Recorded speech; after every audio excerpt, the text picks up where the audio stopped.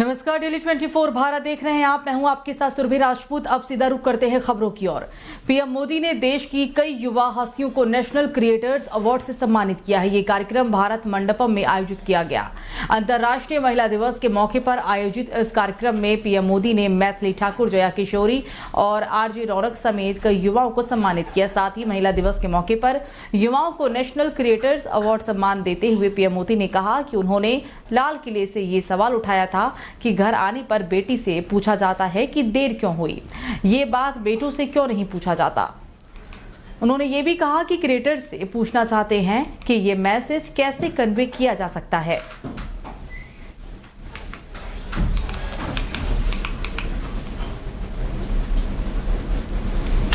तो राष्ट्रपति द्रौपदी मुर्मू ने शुक्रवार को देशवासियों को महिला अंतर्राष्ट्रीय दिवस के मौके पर शुभकामनाएं दी और सभी से युवा महिलाओं के रास्ते की शेष बाधाओं को दूर करने और उन्हें पंख देने के लिए मिलकर काम करने का आग्रह किया।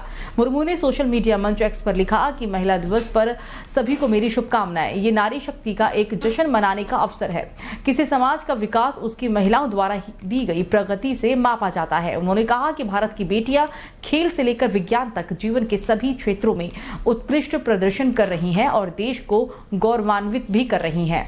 राष्ट्रपति ने कहा कि आइए हम युवा महिलाओं के रास्ते से शेष बाधाओं को दूर करने और उन्हें पंख देने के लिए मिलकर काम करें, क्योंकि वो कल के भारत को आकार देंगी। प्रधानमंत्री नरेंद्र मोदी ने भी अंतर्राष्ट्रीय महिला दिवस पर नारी शक्ति को बधाई दी। पीएम ने सोशल मीडिया एक्स पर लिखा कि तू बेटी है हिंदुस्तान की। साथ ही ये वीडियो भी पोस्ट किया है।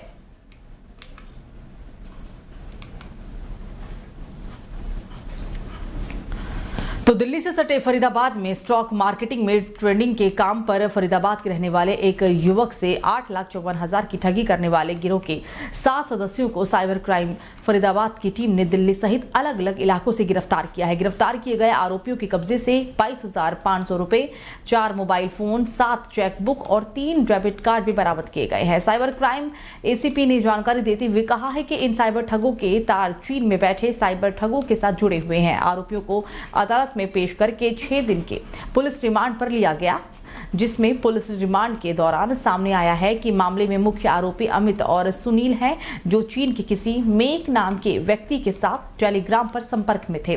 पुलिस जांच में यह भी सामने आया है कि आरोपी शेयर मार्केटिंग में ट्रेडिंग के लिए एक असली कंपनी की वेबसाइट जैसे ही एक फर्जी वेबसाइट बनाकर उसमें ट्रेडिंग करवाते थे और जब उसे वेबसाइट में वो व्यक्ति अच्छा खासा पैसा जोड़ दिया करता था तो पैसा अपने खाते में ट्रांसफर कर लेते थे।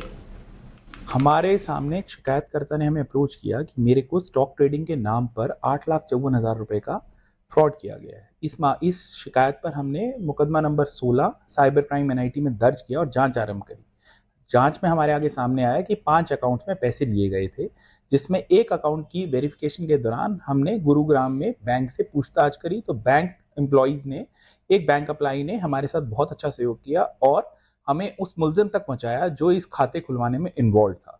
सबसे पहला जो एक्यूज हमने अरेस्ट किया उसका नाम था सीए अमित जैन। वो प्रोफेशनल सीए हैं और उन्होंने इस तरह के अकाउंट्स उपलब्ध कराए चाइनीज को।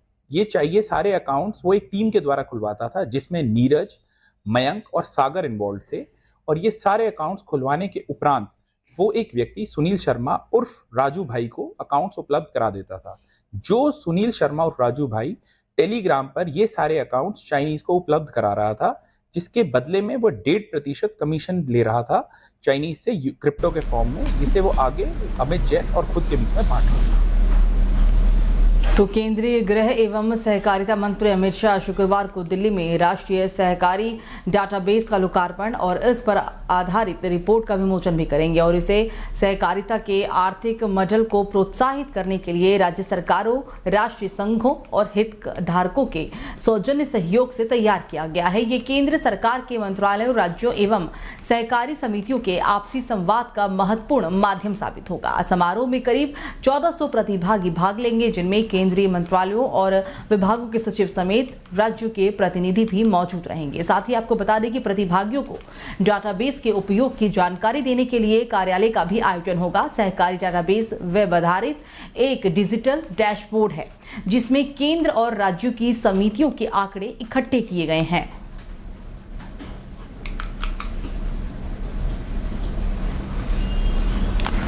तो लोकसभा चुनाव के लिए सभी पार्टियों की तैयारियां चल रही है। सीटों के बंटवारे को लेकर उठापटक का दौर जारी है और इस बीच कांग्रेस चुनाव समिति ने कल देर शाम अपनी पहली बैठक में उन 10 राज्यों में से 6 के लिए अधिकांश उम्मीदवारों को अंतिम रूप दे दिया है, जिन पर वो विचार कर रही थी। पार्टी के वरिष्ठ नेता के.सी. वेणुगोपाल ने कहा कि जल्द ही एक औपचारिक घोषणा भी की जाएगी। वेणुगोपाल ने संवाददाताओं से कहा कि हमने केरल, कर्नाटक, तेलंगाना, छत्तीसगढ़, दिल्ली और लक्षद्वीप से सीटों को अंतिम रूप दे दिया है। प्रक्रिया चल रही है, औपचारिक घोषणा बहुत ही जल्द होगी। सूत्रों के हवाले से यह भी खबर है कि राहुल गांधी केरल में अपनी सीट वायनाड से, पूर्व मुख्यमंत्री भूपेश बघेल छत्तीसगढ़ के राजनांदगांव से और ज्योत्सम महंत कोरबा से फिर से चुनाव लड़ेंगे। छत्तीसगढ़ के सभी प्रमुख नेता चुनावी मैदान में उतर चुके हैं।